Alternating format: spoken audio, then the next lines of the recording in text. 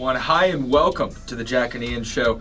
Today on the show, a lot of basketball going to be going on for sure as we currently are wrapping up the college tournament, but we're about to get into the NBA playoffs as well. And then on top of that, though, just after last week's episode, we had a little bit more stuff happen with NFL free agency, some things going on there. I think it's worth our while to go ahead and touch on a lot of those things that happened, not the least of which was Tyreek Hill, one of Patrick Mahomes' longtime partners in crime over in Kansas City, being moved to Miami.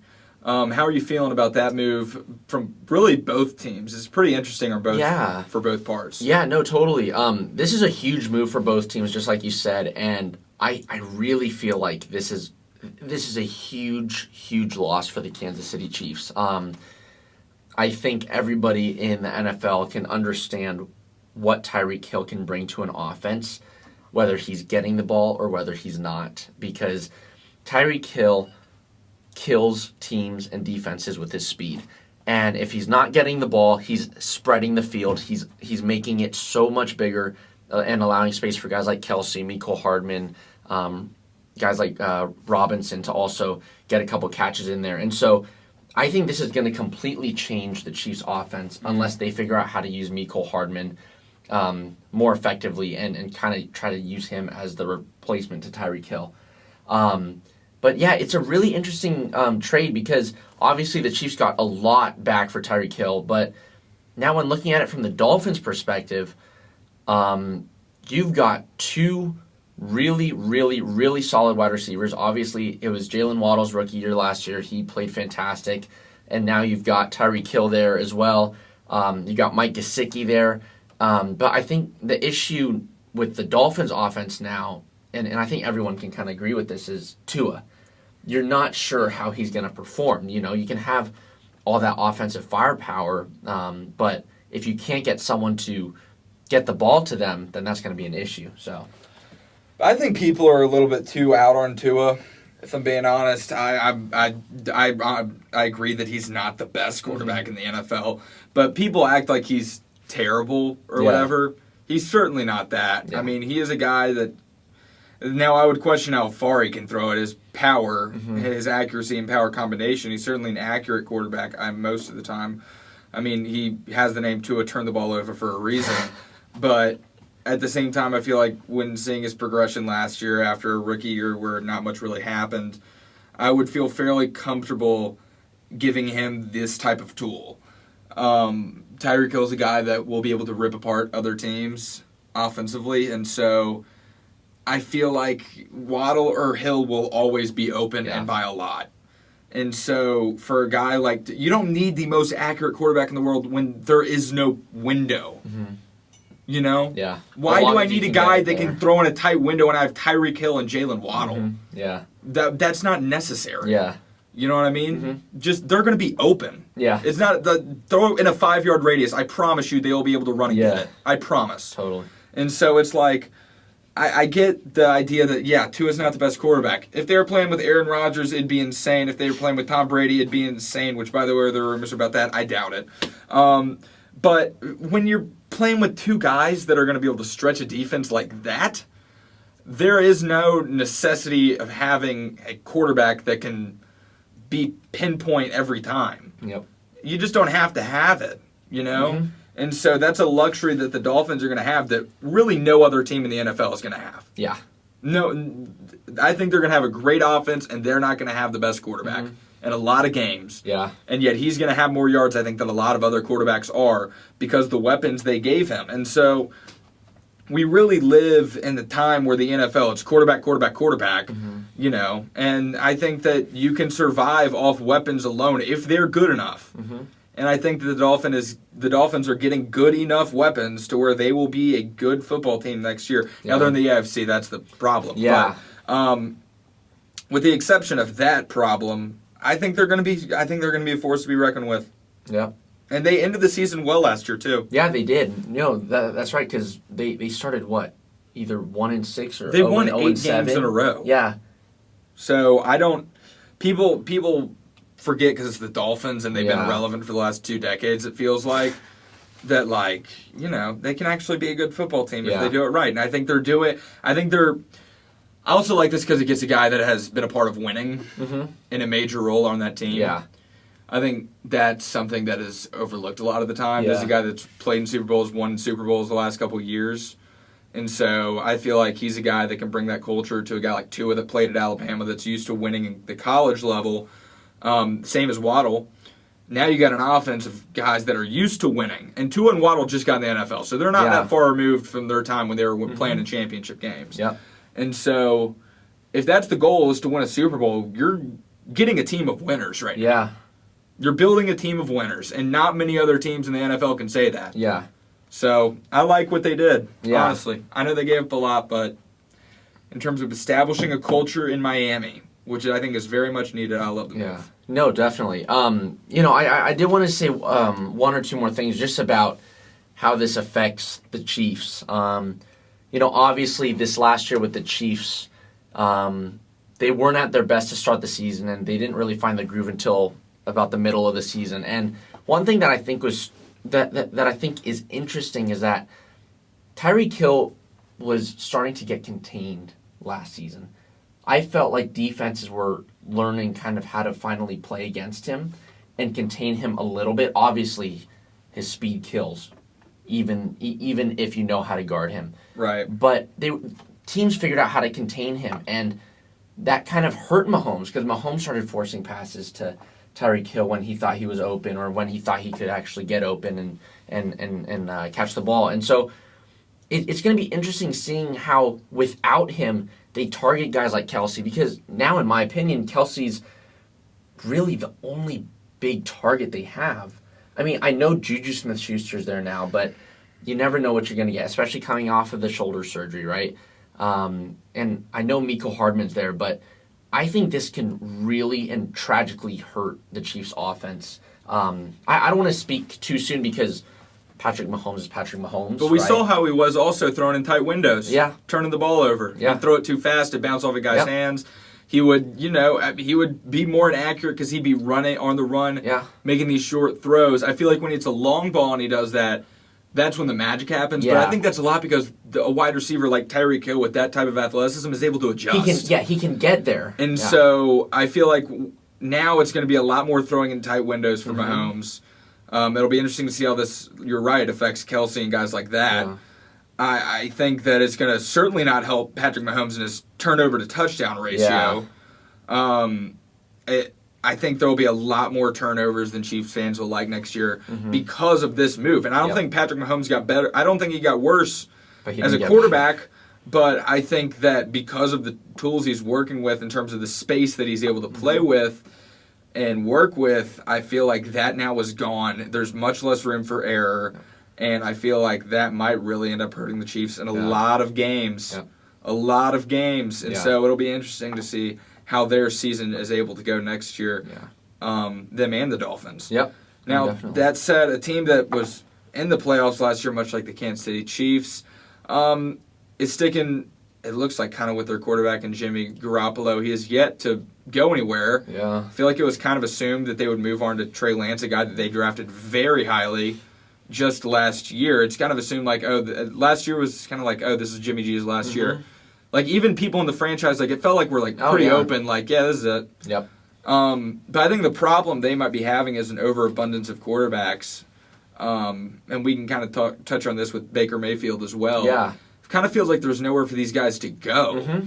Like, I'm having a hard time thinking of a team that, like, needs a quarterback. Because teams that technically could need a quarterback, like, they're developing a guy right now. They're not willing to move off a guy that they just drafted. Exactly. And so it's kind of like, well, where are these guys going to go? Yep.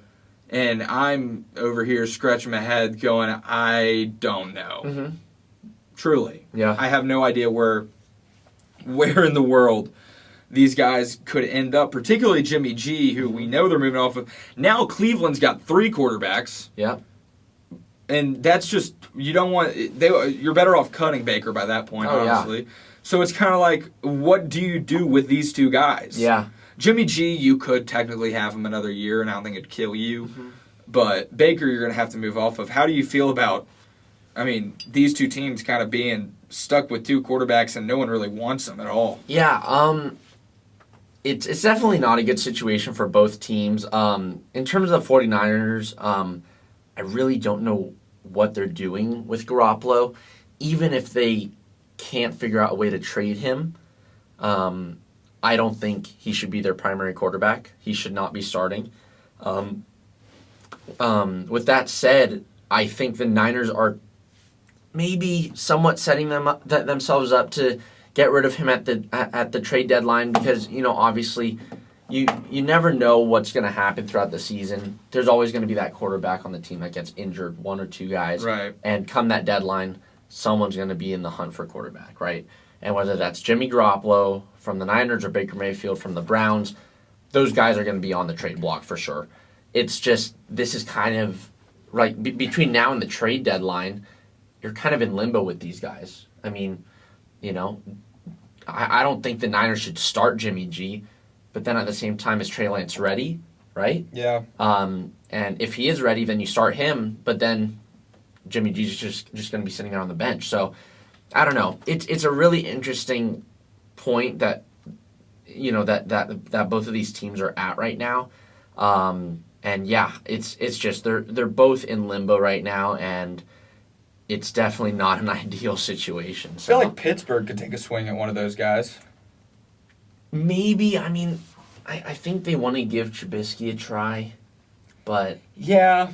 The thing is, I think if you had Trubisky already, then maybe you bring one of these guys over. But with Pittsburgh having brought Trubisky over during the offseason, it's kind of telling you, hey, he's going to be starting, or at least in contention with Mason Rudolph for the starting job, which I have no doubt that Trubisky should win it.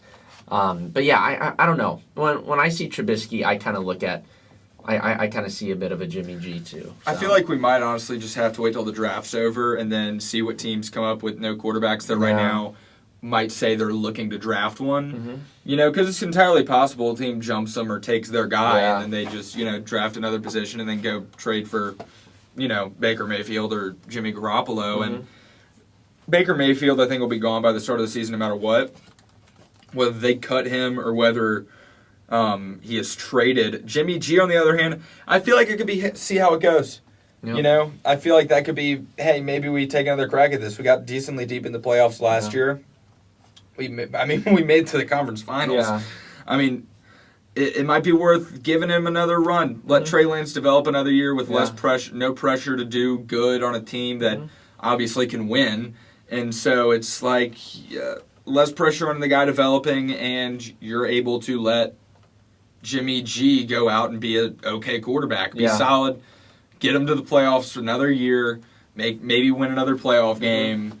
That stuff that could be in the back of the 49ers' minds of, hey, maybe we just run it back a year. I know we're not going to win a Super Bowl with this team, but hey, we can make the playoffs and have a little bit of fun, Yeah, and also I think even if the Niners came out tomorrow and said, look, we're keeping Jimmy Garoppolo, but Trey Lance is going to start, you're kind of setting yourself up in a win-win situation because either Trey Lance does great and you keep him and you keep benching Garoppolo, or Trey Lance underperforms and you say he still needs some time and you have Jimmy Garoppolo to come in. The problem with that is, though, if Trey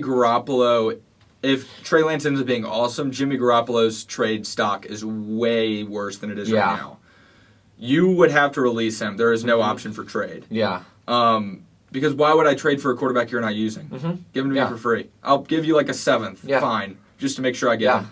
But that would be the big problem with taking it into the season. Yeah.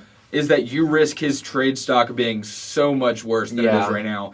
And so I don't think, if you're wanting to move off of Jimmy G and start Trey Lance, go all in. Don't have Jimmy Garoppolo on the roster. Because then also Trey Lance is going to be looking behind his back. Every time he has a game and makes a mistake, he's going to be like, oh my gosh, are they taking me out of the game? Yeah. You don't want your young quarterback playing like that. You want him playing to play. Yep. You don't want him taking a snap and then thinking too much. Sure. And so I think that would happen if you kept Jimmy G on the sideline. Mm-hmm.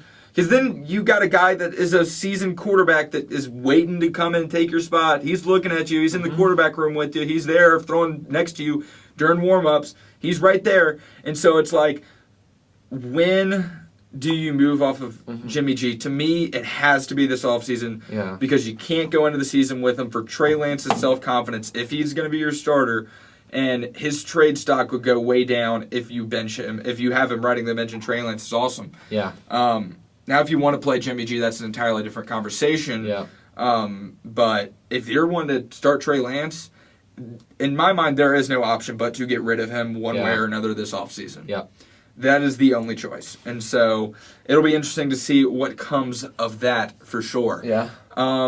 Moving on here, the NFL today announced a rule change giving both teams the opportunity, only in the playoffs, of course, to have both teams will get the ball.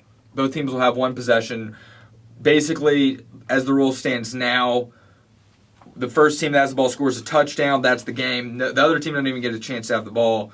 Now, in the playoffs, both teams will get a chance to have the ball. This coming off of controversy in 2 Kansas City games. Yeah. One in which they won, one in which they lost. And so it is obviously a rule change that a lot of people wanted. We've discussed this before. It's interesting that it's only in the playoffs. Yeah. It'll be interesting to see how this affects the game. How are you feeling about this rule change? Because I have some interesting thoughts on... I like that they did a change. I don't like the change itself, but I'm curious about what your thoughts are. I'm happy with it. I think it was needed, but the only in the playoffs, like, part of it just kind of is... It's a bit questionable to me. I don't see why you can't have that just in... throughout the regular season. Maybe they feel like, if we do that, teams are more likely to tie.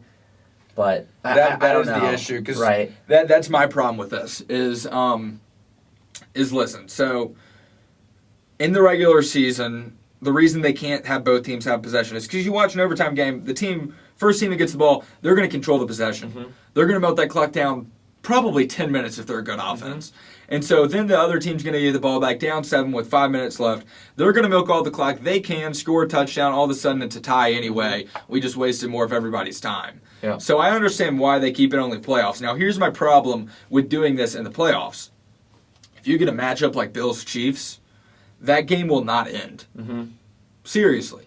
Yeah. That's why I don't like this. And I wish they did the college way where you put the ball at the 25-yard line. Yeah. Instead of them marching the ball down the field, because it's just going to turn into 2 teams having 10-minute possessions over and over and over and over again. We're going to have a 5-hour playoff game, I swear, and it's going to suck. Like we're going to go into overtime. We're going to this is the best football game of all time. Yeah. And then like 3 hours later, we're going to be like, oh my gosh, the score is 77-77. Can we please stop this? Yeah. Like this is getting ridiculous.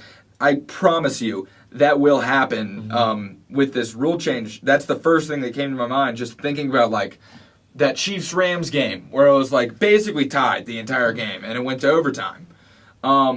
That's my issue is that when it goes to overtime and neither defense is able to stop them, when the defenses are gassed, that game will literally never end. Yeah. Because there's nothing to make it stop. Because in the playoffs you can't tie, obviously. And both teams are going to be doing full possessions of the field. And like I mentioned, those are they're going to take their time. That's 8 minutes off the clock. Yeah. 8 to 10. And so it's like we're going to be playing like 8 quarters of football. It's just going to get ridiculous, And so it's kind of like, how is this actually going to work in a scenario where neither team is really losing, like the Bills-Chiefs game would have been? Yep. And that's what worries me is that we're just going to get a game that is so good, and then it's actually going to be spoiled by this new overtime system because the game will last literally forever. Yeah. And so that is my issue with it. I like that they changed the rule. I wish they did it like college where they put the ball on the 25-yard line, make it shorter possessions, make it go overtime, still go by quickly, which I like. Yeah. But this is just going to drag the whole process out for so much longer. Especially if it ends up going in double, triple overtime, which is certainly a possibility if some teams were to meet up. And so that is my concern as a fan, is that it's going to spoil a great game because it's going to go on way too long, and then we're going to all just wish we turned the TV off forever ago because it just gets pointless by the end. Yeah, and kind of with this, I mean, I agree with making the play. Sorry, with allowing for both teams to have possession of the ball in extra time. I completely agree. But part of me feels like this was a bit of an, I don't know, impulse change. I feel like It feels like they did the least amount possible in changing the rule. yeah, but also I feel like you can't base one rule off of one or two instances. No, but that's been a thing for, like, people have been saying that sucks for forever. People have been saying that college football overtime is better when you change to college football overtime for a long time. The problem with this is they changed it like college overtime, but they're not going to make it to where it's as effective as college overtime is. So yeah, I was going to ask you, how would you feel if they put the ball on the 2-yard line every time and did it like that? I don't think they should do it like that. I actually hate that. Really? That change in college. It's Do you just think it'll lazy. just keep going? No, it ends the game, and it's actually extraordinarily intense. I just wish that they put it at the 25-yard line every time and let a team have, 2 first downs to get a touchdown, really. Short field, that means defense is a lot tighter. Yeah. It's tough to go over the top. Yeah. And so it's tougher to score. So that also makes it very interesting. As field goals become a lot more of a factor in those. So yeah, I like that they made a rule change. It feels like they just did the first thing the bare that came to their minimum. mind. Yeah. And then on top of that, there are plenty of issues that could come up of it from this too. Mm-hmm. And it feels like everyone's just celebrating right now the fact that it got changed at all. Yeah. When really they should be like, well, actually, we wanted it changed to a good system, not a different crappy system. Like the old crappy system. Yeah. So that's my issue is that they just went from bad to bad. It was a pretty lateral move. Obviously, it's bad for different reasons, but it'll be interesting to see how long we go now before people start getting upset with this too, because it feels pretty inevitable that that's going to happen at one point. So yeah. But okay, that is going to be the end of our NFL segment. Things are definitely dying down in terms of pretty much just free agency news. We had quite a few moves last week and the week before, but Tyreek Hill to the Dolphins is probably going to be the last of it. So news in regards to the NFL is dying down, but basketball, on the other hand, when it comes to March Madness and the NBA regular season and upcoming playoffs, is starting to heat up. Jack, what's in store? yeah, we'll start with this last weekend, the Sweet 16 Elite 8 taking place. We'll start with the West region. Gonzaga playing Arkansas. Arkansas winning that game, knocking off a 1 seed. Honestly, we probably should have seen it coming. You watched Gonzaga last year in the national title game against Baylor. They can't compete against athletic teams that are long, can run up and down the court, and basically just out-athlete them, but still play sound basketball. A team that doesn't turn the ball over, can shoot pretty good from 3, and be better athletes than Gonzaga, which certainly happens. Gonzaga never wins those. They just don't. And they never have to play with the teams they play like the St. Mary's of the world. That's not something they have to worry about. But you go back and look at Gonzaga's season, who'd they lose to? Alabama, Duke, teams like that. Teams that are long, athletic, and better at being athletic than they are. They can knock down some threes every once in a while, can get up and down the court faster than them. That's Gonzaga's kryptonite. It's been their kryptonite. That's just the way they build their teams. And unfortunately, it cost them in the Sweet 16. Duke, Texas Tech was a fun game. Obviously, both those teams had excellent seasons. That was just a great game overall. There's not too much to say there. Duke obviously winning, and then on top of that, Duke getting the win against Arkansas. That was a big one for Coach K, sending him to a Final Four in his final year as the coach. That is a massive deal. I was not a believer in this Duke team after how their season ended, losing to North Carolina in the fashion that they did. And then on top of that, their exit in the ACC tournament was fairly embarrassing as well. And so it just got like, oh my gosh, like Duke's kind of falling apart here. It's tragic because Coach K last year. But credit to them for buckling down, getting to the Final Four. They did not have an easy road. Texas Tech's a great team. Arkansas is a great team. Arkansas is going to probably be even better next year. I think they're going to be an excellent basketball team in the SEC. It'll be certainly interesting to watch where they go next year. Now, the team Duke is playing, obviously, is their arch rival, the North Carolina Tar Heels, who were first off able to beat UCLA, who was a darling team to a lot of people, a team that returned basically everyone from that Final Four team they had last year. That was a game that I was honestly shocked by. I had St. Mary's playing Baylor in that game. I was completely wrong with UCLA playing North Carolina. But I expected UCLA to win. North Carolina's been the hot team, but UCLA, I think, has the experience, and I trusted that. But I was incorrect there, as UCLA was defeated by the Tar Heels. But then on the other side, Purdue and Jaden Ivey losing to St. Peter's, the Cinderella team, the first team ever to be a 15 seed and make the Elite Eight, beat Purdue by 3. That game was wild. Yeah, I honestly, looking back at these games and looking at St. Peter's, I don't know how they won a lot of these. Like, they just made plays when they need. Like, I don't feel like Purdue should have played this really any differently. I feel like they should have gone inside more because they could not stop. I mean, it's hard to stop a guy that's 7'5" like Purdue's got. I mean, that's just, you're not doing that with your biggest player being 6'8", 6'9", like St. Peter's. And so I wish Purdue went inside more because that worked for them pretty consistently. They did at the end, and the guy missed the hook. And he'd been pretty consistent with that shot. Like, he was the reason Purdue really was in that game in the second half. He just missed. St. Peter's winning. And then next round came back down to earth again. The peacock could fly no more. Mark Wahlberg, I'm a peacock, gotta let me fly. That quickly came to an end as they literally could get nothing going. That was against such a North tough Carolina. game to watch, dude. They couldn't score. I turned it off pretty early because I realized, like, this is not even going to be a game. North Carolina dominated in every fashion. That's the best way to say it. Yeah. It was fun with St. Peter's, though, man. Oh, yeah. It's always fun watching these types of teams kind of make those runs, right? So. And they're the Peacocks, you know. And I love, obviously, like I quoted a second ago, the Mark Wahlberg, I'm a peacock, y'all let me fly. You know, the other guys. It's a great movie. Yep. It's a great quote. Funny quote. Anyway, other games that took place. It keeps knocking me out of this app. That's annoying. Other games took place. Houston. I love Houston, man. I love Houston. I'm sad they didn't make the Final Four. I had them there. I think they are probably the best, the most well-coached team, it feels like, in this tournament. Being Houston. I love Houston. They play great defense.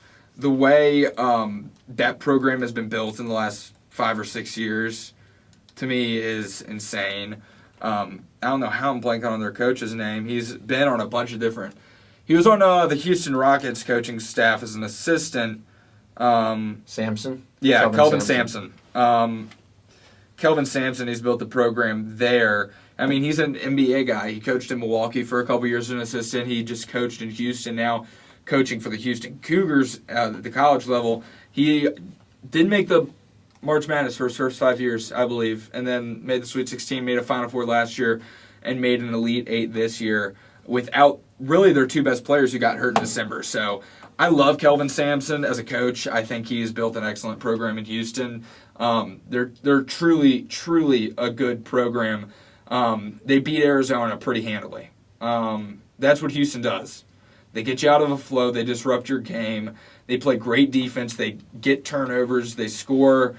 They're decently methodical. They're able to get pretty good shots on offense. They work the ball inside. They're all athletic.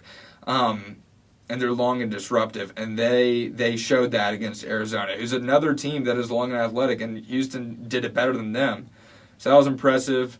Michigan's run came to an end. Villanova beating them. Villanova's just a sound basketball team all around. It's Villanova. Villanova's Villanova. Feels like copy and paste from every year. They're always very good. They don't turn the ball over. They play good defense. You know, you're not going to catch them making many mistakes. And to their credit, that is why they are in the Final Four, beating Houston in what was an absolute just slugfest. My goodness, 44-50 being the final score of that one. That really was drugged down the mud. It was not pretty, but in the end, I think honestly, the better team probably won, even though I do love Houston. Villanova with a big win there. Now, finally, Kansas beat Providence. There's not much to talk about there. Miami beat Iowa State. Not much too much there either. That was a 10 versus 11 seed. I don't care. Kansas beating Miami, though, was interesting because Miami looked really good in that first half. They got Wong, that kid, absolute beast. I mean, he is quick, and he is getting up and down that court. He's draining step-back threes. I'm like, oh my gosh, Miami's about to beat Kansas. But then Kansas decides to care. And they came out of the gates in that second half, man. They ran Miami out of the gym in just ridiculous fashion. I mean, they were losing, I think, at halftime. I forget by how much. I think it was like 6 or 7, something like that. End up winning the game by 26. And I think Miami scored 14 points in the second half or something like that. Like, it was a beatdowns in that second half. And so now that sets up for the Final Four this weekend. Duke, North Carolina. I love it for Coach K, his final one. The only thing standing between him and a national title game is the team he has played probably the most and a team he probably hates the most as well. Villanova, Kansas, 2 blue blood schools that are pretty classic basketball-wise, both play really well. That'll be extraordinarily interesting to see who wins that. My personal prediction is we're going to get Villanova-Duke. Okay. That's how I'm leaning. Yeah. I don't necessarily trust this Kansas team. I think they're really good, but I think Villanova just has they play such sound basketball. And then Duke, North Carolina, I feel like since Duke lost at the end of the season in Coach K's final home game in Cameron, I feel like they're going to be playing for something more than the Final Four like North Carolina is. Yeah. I feel like they're going to be playing for Coach K. I feel like they're going to be playing with fire. I feel like that'll be enough to get them into the championship game. I got Duke winning the whole thing in a very heartfelt Coach K kind of ending. Yeah? No. Yeah. I would love to see that. I would love to see Coach K go out on top. Who do you think you got out of those 4 teams? Kansas, Villanova, North Carolina's the hot team. I know they're an 8 seed. Yeah. But they are the hot team. I don't know. I don't know if I can take North Carolina. I just feel like it'll be it won't be the same as, the North Carolina St. Peter's game, but I feel like Duke's going to take it for sure. And then, again, I'm not a crazy big basketball guy, but from what I've seen with Kansas, I know they're a fantastic team. So based off of that, you got Ochai Agbaji. He's probably the best player in the country. So I would probably take Kansas, to be honest. Yeah, no, these teams are the 4 best teams right now, and so I mean it's not like it's a clear cut thing. Mm-hmm. I'm just it's a little bit of gut. Who's playing style I like.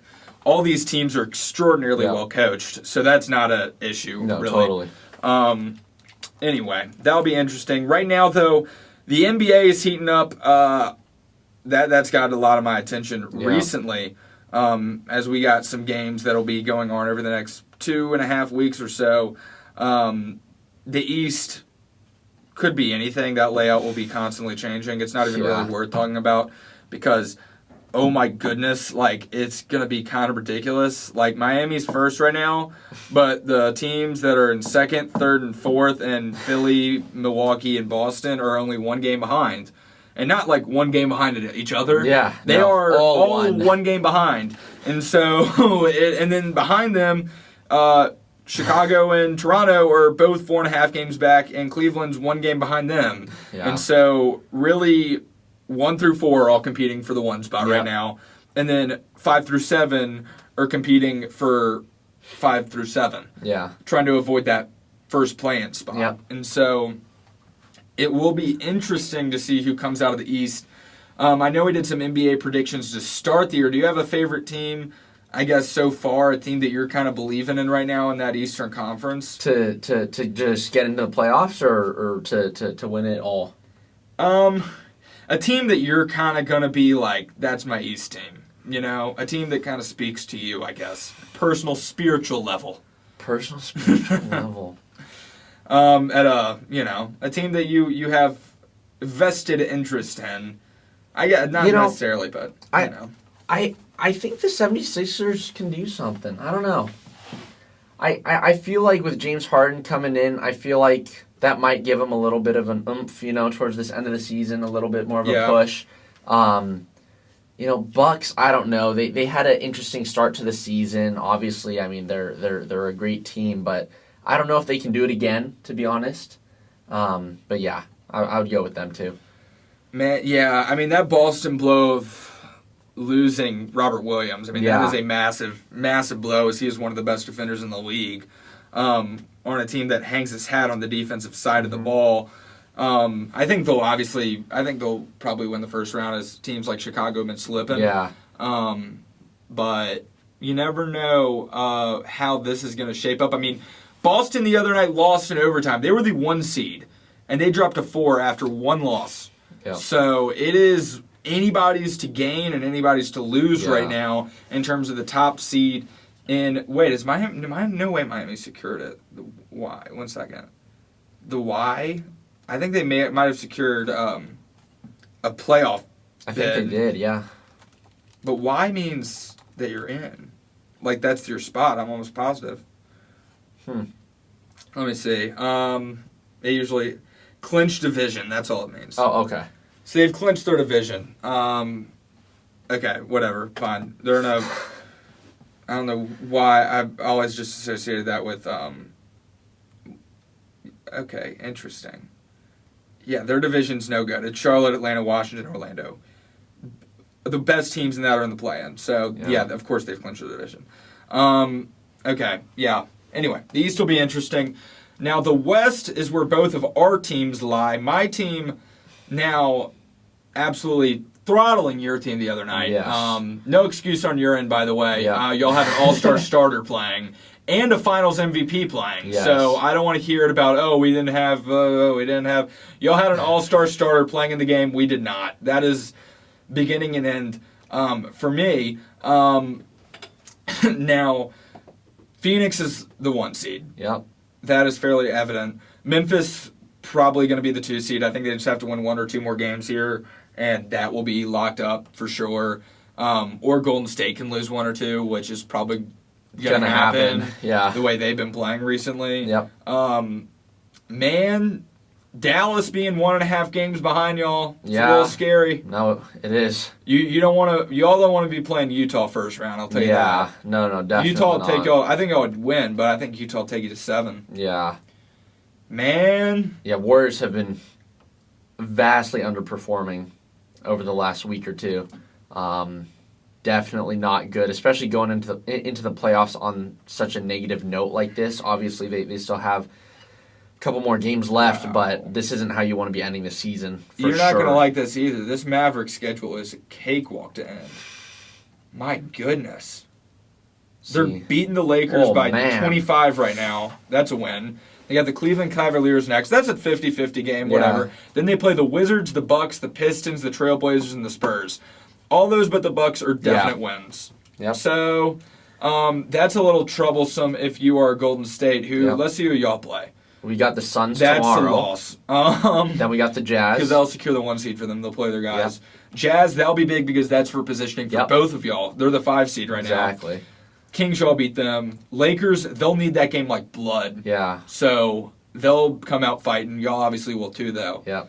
Spurs, we'll see if they need a play-in spot. Same with Pelicans in terms of them jockeying for position. So, listen, those might be teams that are lower down, but they're going to need to win those games. Yeah.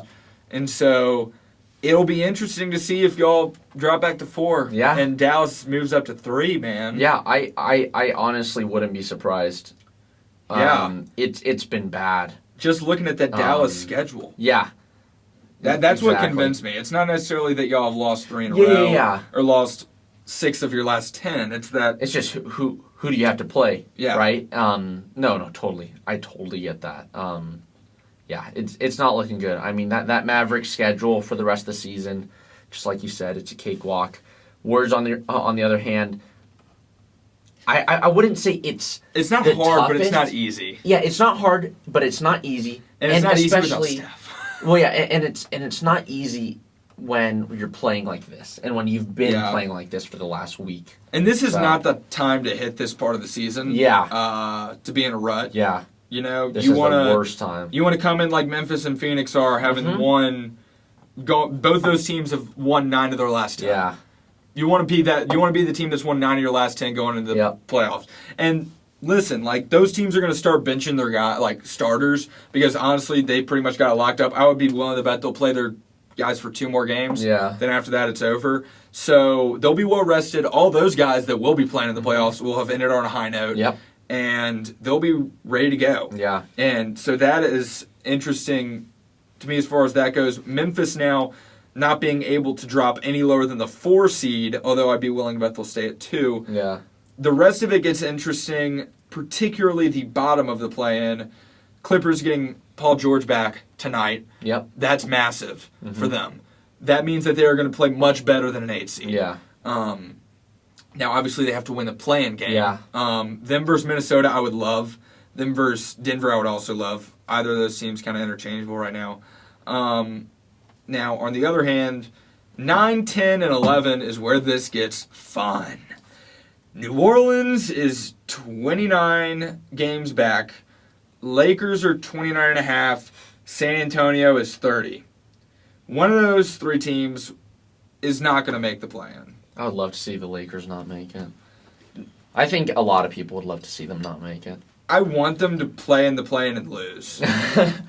I want them to have like some hope of like, now we're going, and then they just lose. You know what I mean? Like I'd rather them like have a little bit of hope. Yeah. You know, I'd rather keep them hanging on. Yeah. That said, I want them to have to play in Smoothie King Arena against the Pelicans. Worst arena in the NBA. It's ridiculous. It's so bad. Is it? There are not horror stories about cryptocurrency.com arena? No, Smoothie King. Smoothie King. But yeah, that'll be interesting. Honestly, though, it feels like Minnesota and the Clippers are pretty much locks to get in. Yeah. So does it even matter? Probably not. No. Because the Clippers are really on the Lakers even without Paul George, and now they're getting Paul George back, and they're going to be a lot better. And so I'm not sold on the Lakers. They're getting beat. Oh, they're about to drop out of it because they're half a game. There's a half a game difference. Oh, and if I think Spurs- San Antonio would have the tiebreaker. I believe. I'm not going to look it up on Basketball Reference. Let's just see when the last time they played. I'm going to scroll back. It should show me the season series if I do. Look up Lakers versus Spurs. Spurs took the first 2. Lakers. No. Spurs took both. Have they won? How many have they won? They won 1, 2. And then. Oh, and the so they're split. Yeah, they're split right now. Interesting.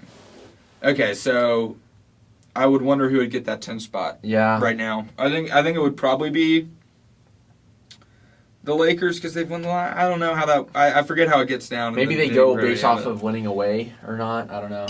I think know it's if they point do that. differential. Point differential? But I don't want to do that math right now. Well, Spurs beat them by 28 in one of the games, so that's huge. Was the margin of victory small in the others? Yeah, 4, 8, and then 7. Okay, yeah. So San Antonio would have the 10 spot. Yeah. And on top of that, San Antonio has gone 6-4 in their last 10, and the Lakers have gone 3-7. Exactly. So it might not even matter if there's a tiebreaker or not because the Lakers just might lose outright. Yeah. And that would not be the most surprising thing in the world. They've been horrible this year. Yeah. Do you think LeBron should make a change this offseason in terms of the uniform he is wearing should they not make the playoffs? Or do you think he goes, this is the Lakers, we can surely turn this around? I feel like he's going to try to turn it around. I feel like he's not one to walk away from something like this. Oh, if he walks away, he has left them worse than when he got there. Yeah. I know they won a championship, but in terms of the roster composition, far, far worse than when he got there. No, exactly. So no, I feel like he's gonna stay there and try to figure it out. Again though, it's just one of those things that you see in all sports, right? You see those teams that have all the stars yet they just can't put it together. But yeah, I think he'll stay. I don't see where else he would want to go. Back to Cleveland. I mean, other than back to Cleveland, but still, I mean, I don't know. Even if I was from Cleveland, I wouldn't want to go back. Yeah, you kind of got a new thing going now. Right. You're the 7th seed. You had a good team. Yeah. You're young. Yeah. I don't know if Cleveland would. I mean, I'm sure Cleveland would love to have him back, but at the same time, you're kind of like, look, we've moved on, and we're starting a new project where you're not going to be a constant in it. The thing is, if you put LeBron on the current Cleveland roster, they win the NBA championship. That's the thing. Yeah. You know, it's like you take LeBron right now, if you're Cleveland, you win an NBA title. Yeah. Now, you would basically just have to say, hey, LeBron, like, we're controlling the roster. Yeah. You're just a player for us. You understand? And he would have to be like, yeah, I get it. Yeah. Like, we're going to keep your guys. Yeah. That would have to be a prerequisite in order for anything to happen. Should he say that, you keep this Cleveland roster as is and out of LeBron James, they win the NBA title. Yeah. No question. And so I feel like they would kind of have to from that perspective, but I get the idea of you might not want to mess with it. If LeBron wants to do his thing, you don't take it back. Yeah. If he wants to play with his buddies, because you see what his buddies are. They're garbage. Oh, yeah. They suck. Yeah. Carmelo Anthony sucks. Dwight Howard sucks. Trevor Ariza sucks. Avery Bradley sucks. I don't want those guys on my basketball team anymore. Yeah. You know? Mm-hmm. I don't want them. You know? I mean, his roster composition just this year has been horrible. Yeah. I feel like the honest answer to getting out of this, should he stay in LA, is trade Anthony Davis. Yeah. That is the only asset you have that people actually genuinely want that's worth something. Mm-hmm. And that is your only move in order to make other moves. Yeah. And in order to free up cap space to maybe sign someone in free agency or anything like that. Mm-hmm. Maybe get some new young players to actually inject the team with some youth. Yeah. You know? Yeah. Instead of having a bunch of guys with their teeth falling out. Yeah. You know? That are 97. Go get some guys that are young. Yeah. You know? That's what they need to do. Mm-hmm. Taylor Horton-Tucker's 40 and he's their youngest player. He was in college till he was 57 at Iowa State. And he's not even good. And it's sad because the Lakers are such a historic basketball team. Don't get me wrong. I don't like the Lakers. I love this. Mm-hmm. But I don't. It's at the same time, like, they're so stupid that it's kind of like you have to help them, you know? Yeah. You know, whenever, like, someone's like, I really don't want to help them, but, like, it gets sad. Yeah. And so you're like, listen, like, this is how you do it. Because they have a huge history in basketball, right? And you don't, as much as you can hate them, you don't want to see them flutter away. This was hilarious for a long time, and it's just growing sadder and sadder by the day. Yeah, I think they'll make the playoffs. They'll lose in the play-in. It doesn't even matter. Like, it's going to be completely a futile effort at the end of the season because there's no way they get past the Clippers and the Timberwolves. Yep. Both those teams will beat them, period, in my mind. It doesn't even matter. Yeah. You get one extra game, maybe two. Yeah. So, congratulations. Moving on, team that actually is good. In a different sport, though, TCU baseball has been good recently as they just swept Kansas State. Yeah. Moved up in the AP poll now to 12. Yeah. Now, 12 is really good. That said, a couple teams in the conference are ahead of us, like Oklahoma State, Texas Tech. We're not far behind by any means. I think those are all teams we could easily beat in a series. Mm-hmm. It'd certainly be fun. I can't wait for those series. Yeah. But it's certainly setting itself up now to be a interesting rest of the season. Yeah. We got the games out of the way that we're supposed to win, right? Kansas State, Baylor, Abilene Christian, all those schools. We're supposed to win those. Yeah. We won them for the most part with a little bit of error. That's fine. It's early in the season still. Now we get to the fun stuff, it feels like. Now it seems like we know who's actually good and who's not. We know we're pretty good at the very least. We know we can compete, probably. Now we get to play against some other teams that we now know can compete. Teams like, for example, Texas Tech and Texas, who just played this last weekend. Now, we'll talk about that series in a second. But first, what have you made of this TCU team so far? Yeah, no, I think this TCU team is super talented. They have a couple really great pitchers. In terms of their offense, I mean, they've got an offensive firepower. I feel like every single game I watch, they put up 5, 6, 7 runs. Oh yeah. And on the other side, they have a great defense. I think when you look at their batting order, you know, this was me looking at kind of like the Houston Astros for a short while, but I look up and down that batting order and I see minimal holes in that lineup. And what's really interesting about it is that this TCU team is young. This is a very young TCU team. You've got a couple freshmen that are starting, like Logan Maxwell, David Bishop, who's having a fantastic start to his college career. You know, and then you have sophomores like Elijah Nunez, Braden Taylor. I'm not sure if he's a sophomore or a junior, but he's playing super well. Tommy Sacco, who had a bit of a tough year last year, it seems like he can't miss the ball now. He's back, yeah. He's back. But no, this TCU baseball team is special, and especially after, you know, winning the series against Baylor. Obviously, you know, that was expected. But then coming back to Fort Worth and sweeping Kansas State, because you don't always get the sweeps. You know, it's great to win the series, but then if you can sweep, that's huge. If you don't, just win the series. But the fact that we swept Kansas and we're entering that game in 19th and got pushed up to 12th, that's huge in itself. And I mean, right now we're 5-1 in Big 12 conference play and 18-5 in the, you know, just in the overall season. General record, yeah. But no, we've got a very exciting team. And again, I think people have to remember this is Coach Sarlos' first season here. First season as head coach. And, you know, I think people were kind of, you know, not exactly sure what to expect. Well, he'd been obviously with the program for a while, but we didn't know how was him running the show. Exactly. Yeah. I mean, people expected TCU to still be a good baseball team. It just was. Oh, that's our minimum expectation. Yeah. It's just in terms of how Sarlos would run the ball club, right?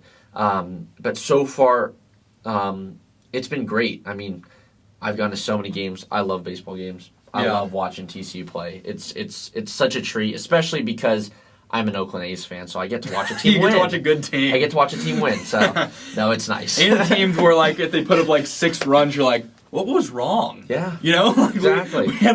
We had a game where I think we scored, like, 6 runs against Kansas, so I was like, what happened? Yeah. They had, like, we hit bad today? Yeah, I was like, what went wrong? Exactly. You know? Like, feels like now I expect, like, 8 or 9 runs, and I'm like, okay, that's like the status quo. Now that's probably going to go down. Oh, yeah. You know? But, it will.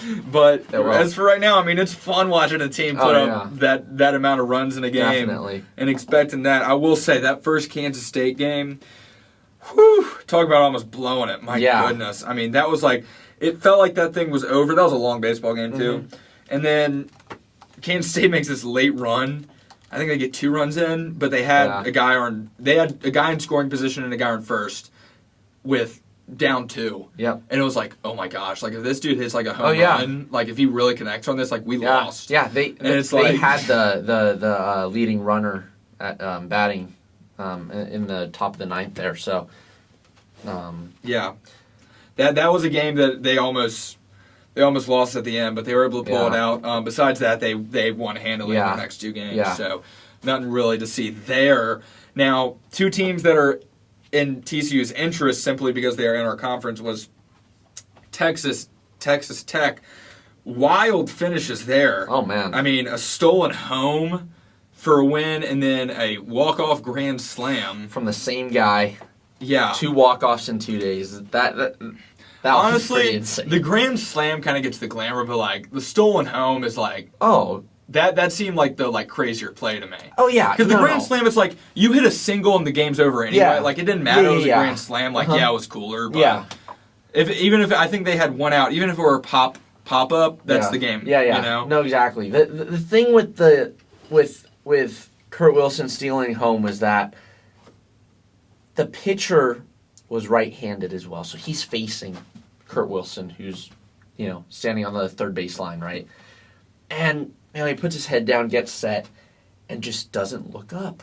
No, he just never checks. Didn't look up, and by the time he looks up, he's already sliding home, and it was way too late. Oh yeah, but I mean, talk about a ballsy play You know, well, it was heads up. He noticed that he is not checking. Yeah. Well, especially because if I'm not mistaken, not only was it a right-handed pitcher, but it was a left-handed batter, which means the catcher saw him all the way. It wasn't like he was sneaking down the line behind the batter that was in the right-handed batter's box. So no, I mean, honestly, that could have been on the catcher too, because the pitcher in that moment you're thinking like, time to close this thing out. Yeah. Got a guy on third. Well, the catcher made the signal. Hey, he's like throw. But it was the still ball. a little bit late. Yeah, you know? I mean, he was already sliding by the time he even like realized something was going wrong. Yeah. You know, it was a heads up play on Texas Tech or Kurt Wilson's part, to say the least. I mean, gutsy heads up, excellent play. Grand slam. I mean, that's a high scoring game, 16-12. Yeah. That would have been fun. Oh yeah. But ended it in a grand slam also. I mean, talk yeah. about ending it in the most glamorous baseball way possible, you Yeah, know? no, definitely. So those are two teams we have vested interest in. Texas Tech obviously winning that series.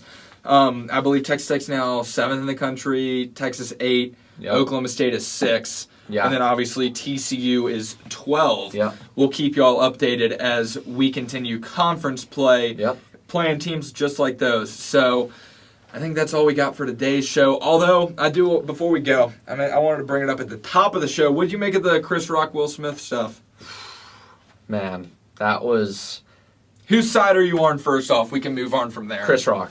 I am as well. I don't think the joke warrants getting up and slapping him. If it really was that bad, bro, pull him aside at the end and be like, hey, man, just so you know, like...